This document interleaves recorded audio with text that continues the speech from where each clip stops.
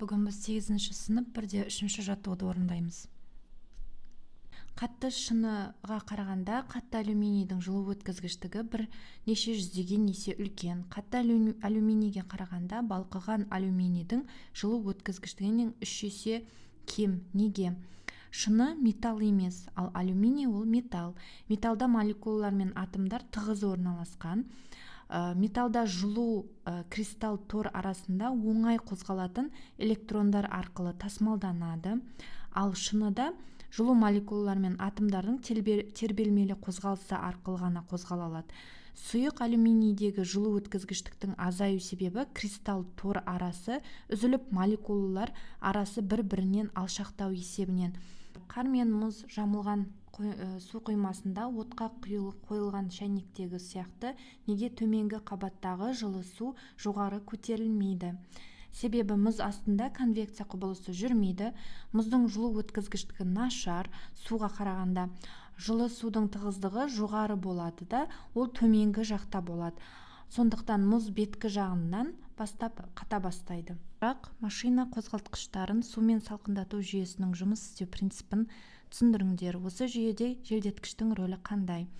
Мына жерде бізде суретте көрсетілген, яғни мына жерде су құйылады. Бұл су осылай жоғары көтеріліп, одан кейін мына жерде төмен қарай түседі. Мына бізде радиатор деп аталады. Мына бөлік радиатор деп аталады. Осы радиатор арқылы ыстық ауа сыртқа шығып кетіп отырады. Мына жердегі су төменге қарай түсіп, мына вентилятор арқылы ол салқындайды.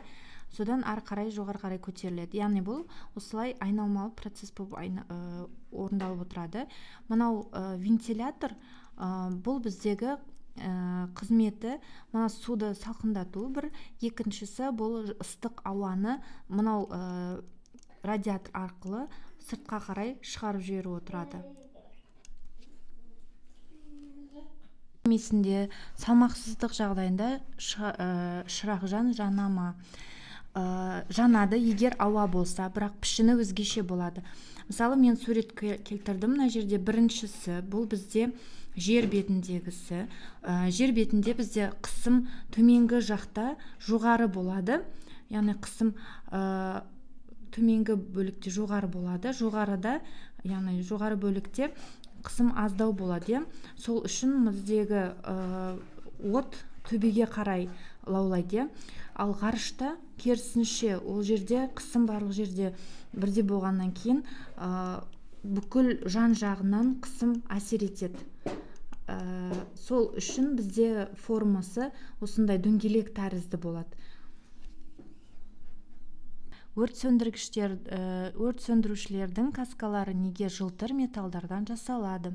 Жылтыр металл жылуды, жарықты шағылдырады. Сол арқылы жаңағы киген адам, яғни өрт сөндірушінің өмірін сақтап қалуға болады. Яғни өрттің ортасына кірген кезінде ол ыстық, өрттен бөлінген ыстықты шағылдырады. Сол арқылы олардың денесі қызып кетпейді. Сұрақ: неге тоңазытқыш және мұздатқыш қондырғыларды ақпен бояйды? Ақ түс жарықты жылуды шашыратады, қара түс жұтады.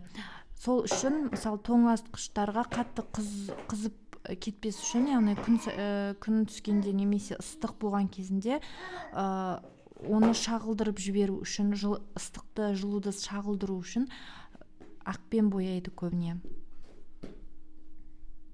Ашық ғарышта жұмыс жасайтын ғарышкерлердің скафандрларын ақ материалдардан жасап, бет әйнектерін не үшін күмістелген жартылай мөлдір қалқанмен қаптайды?